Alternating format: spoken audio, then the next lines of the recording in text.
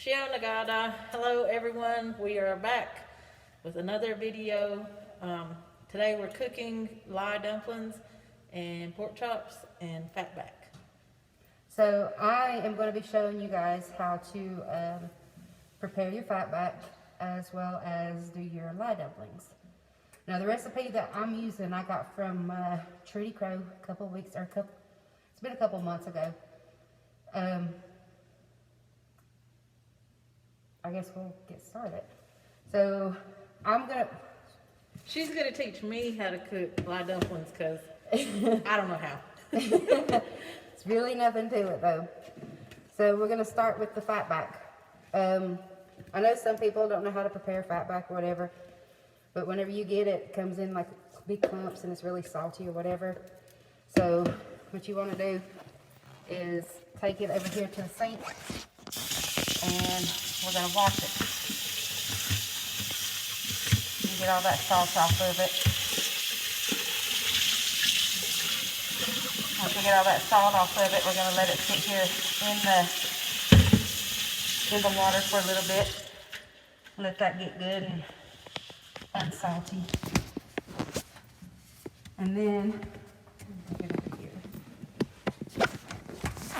That's very important too, is to wash your fat back because otherwise it'll be so salty you can't swallow. It makes your lips pucker up really bad. So now, And soak in it. Let it soak. you want to, for your Lye dumplings, I've already prepped this. This right here is 3 cups of cornmeal unbolted. I got this from Irma McMillan a couple weeks ago. And you're going to need a cup of self-rising flour. Dump that in there. And then, How many cups of cornmeal? 3? yeah, 3 cups of cornmeal. And then you're going to get a teaspoon baking soda. And then you're going to put that in there. I usually put just a little bit more. And then you mix this all together. So while I've got all this going right here, I've got my pot going back here on the stove. I got it set about medium high, I think. Yeah, about medium high, trying to get my water to boil right here. And whenever you get this going, you want to have hot boiling water to put down inside of it. You can also use this recipe to make bean dumplings. So you just, instead of the boiling water, you want to use your bean juice and your beans and mix that in here with it, and then just you'll do the exact same thing to make bean bread.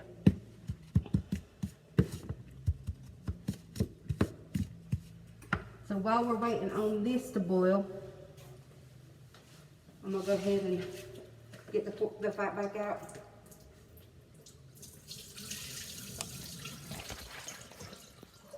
Drain it, and then I'm gonna put it in the pan. She drained the water out of the fatback and she's putting it in the pan.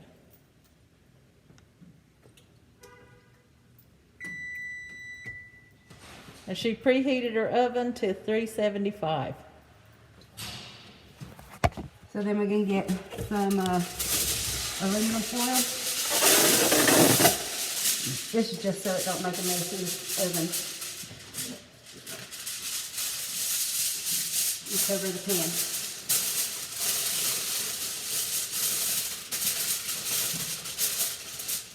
If that water would ever get boiled, we can go ahead and get this going.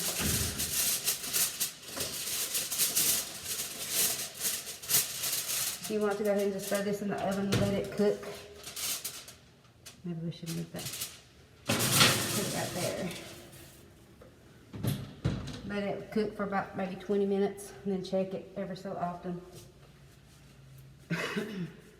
One time I cooked some fatback and that was a mean hog. That thing started popping and it went and popped up and nearly blew the lid off with that thing. Back when you had. Yeah, it was like boom. Must have been wild boar. Ain't it? So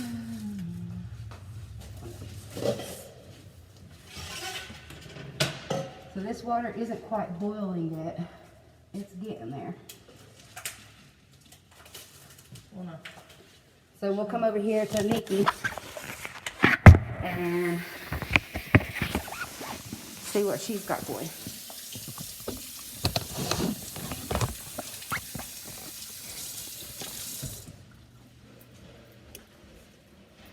All right, so I preheated my cast iron pan, and then I put a couple tablespoons of Land O'Lakes butter in it, and I have it melted.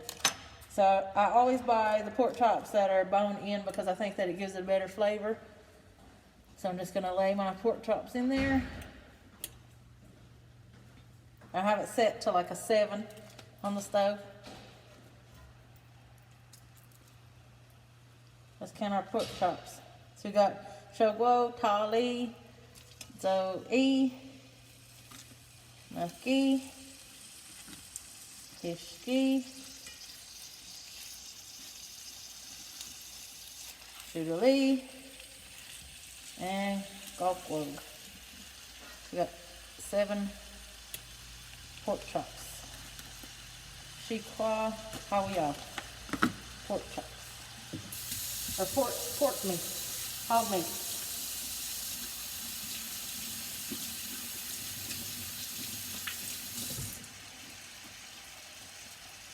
And then I just take a little bit of Lowry's. I don't put any salt on it because this is already salty. I take a little bit of Lowry's seasoning and I coat them pretty good.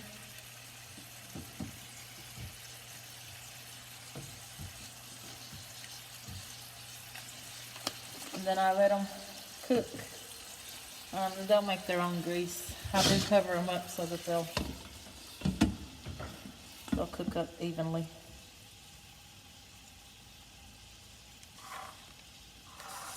One thing about when you're using cast iron,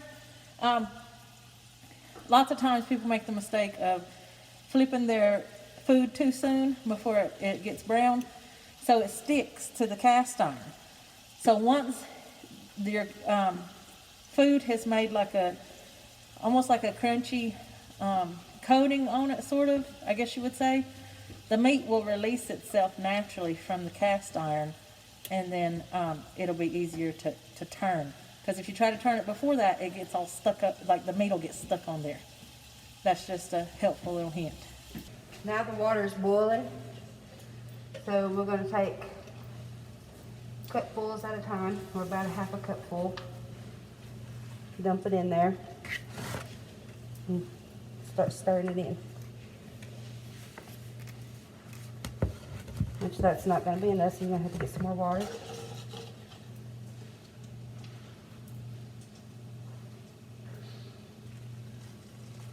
Dump it in there and stir it in. I'll hold it up so you can see this.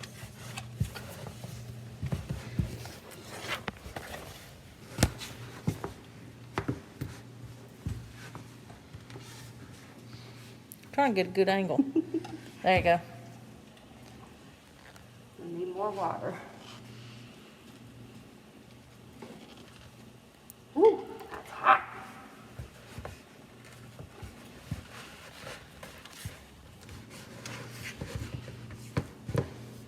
It's starting to get wetter, so we're going to have to add some more water to it.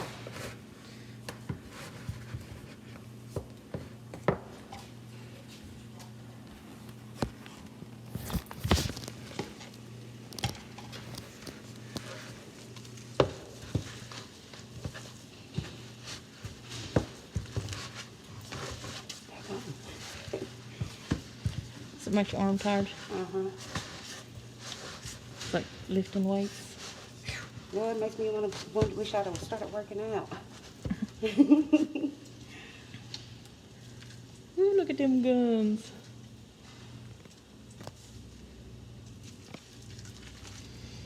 That's got to be close to about 3.5 cups of water there. Yeah.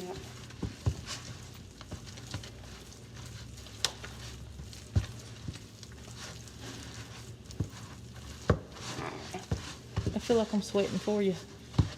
Oh, my arms are burning. Ain't gotta go to the gym now.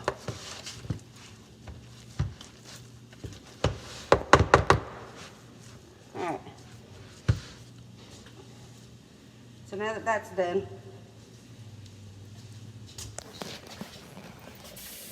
you need to keep your cup of cold or some cold water out to the side.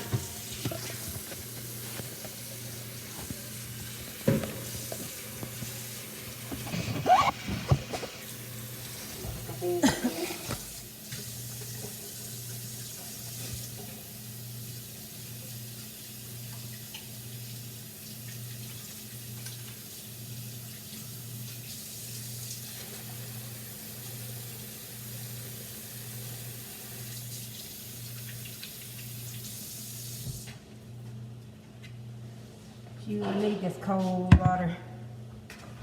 Because at this point, you're going to be sticking your hand down in all this. So you got to make sure that your water is good and boiling. Look at the consistency of her meal.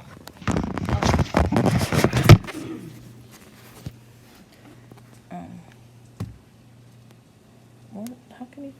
There, it's way easier to do it. Well, shoot, you can't turn it whenever it's... Let me try like this. Basically, make a spoon stand up in it.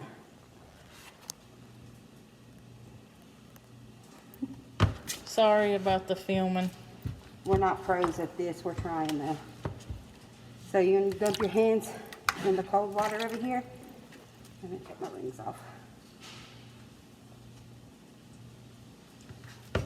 Because this is going to burn your hands. You'll make your dumpling. Once you get your dumpling good and round it, then drop it in the water.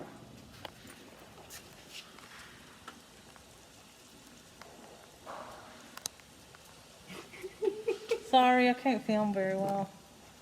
I'm better at cooking than I am filming. So you're going to let it sit in there for about 5-10 minutes. And once it rises to the top, it's done. So I'm going to go ahead and get the rest of these ready and get them in there while Nick will show you how to finish up the pork chops.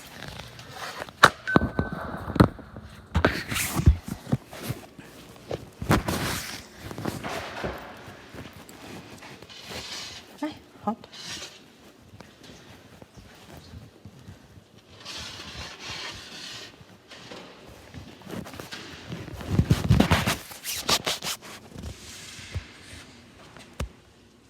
Okay, so our pork chops have had time to cook, and they're starting to let loose from the bottom, you can see. So we're just gonna flip them over. And I did add a little bit of pepper to this too. Just gonna flip them over.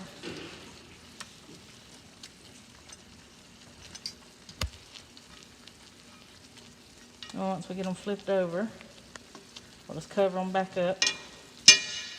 Hold on.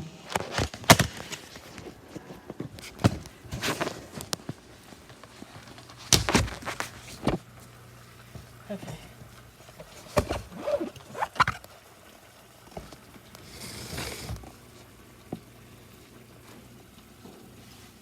We're going to flip these over.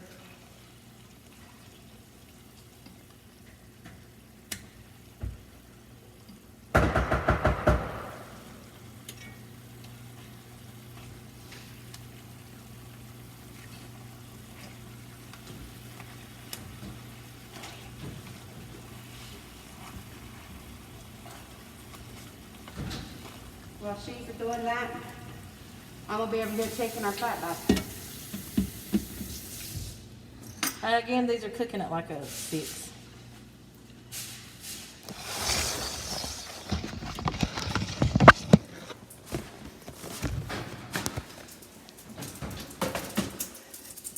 Ooh, give that pig a fighting.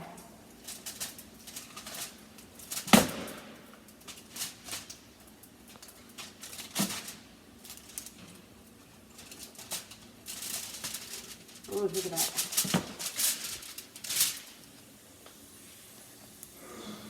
Now that's some good fat back right there.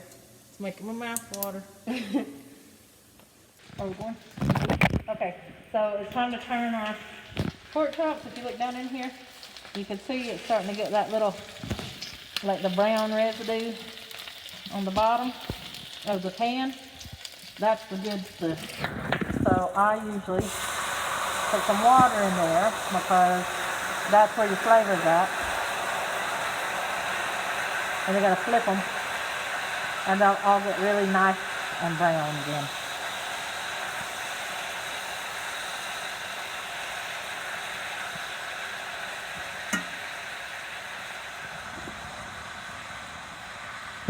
I'm telling you guys all my secrets here.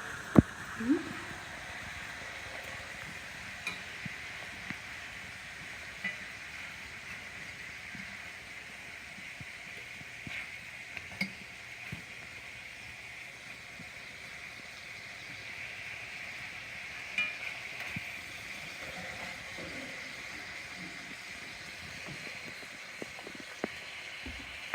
So we'll let those brown up on the other side and then our pork chops will be done. Ouch, that caught me. Look at our beautiful pork chops. Get a nice crispy edge to them.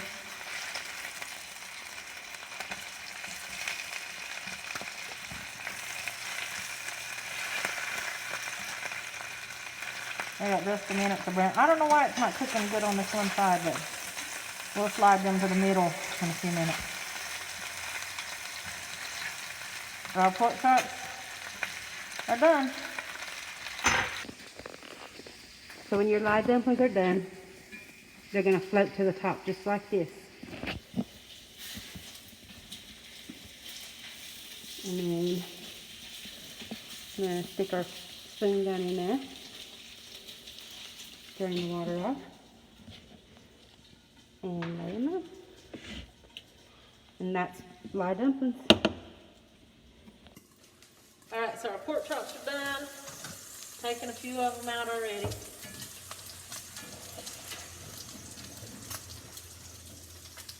Look how pretty that meat is. A lot of flavor. That hurt. You got shot. This is the cousin to the fatback again.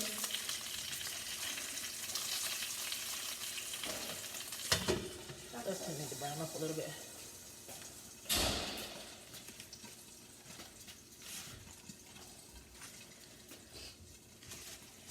There's our pork chops. Alright, so we have plated our food. Got our pork chop, our lye dumpling, and our fatback. So, Kolstai Hunga. Kolstai Hunga. Come eat. I get yours.